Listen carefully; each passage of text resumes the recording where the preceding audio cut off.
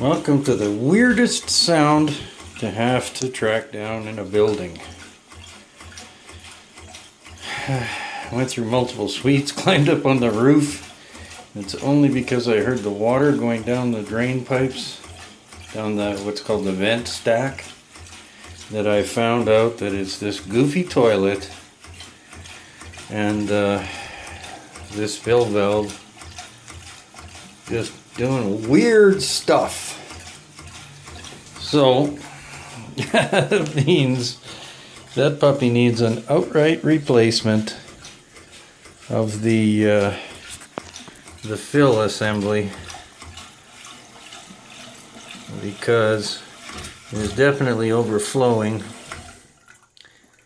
I'm not sure why it won't stop like that, but we'll just replace it and move on. Have a nice day.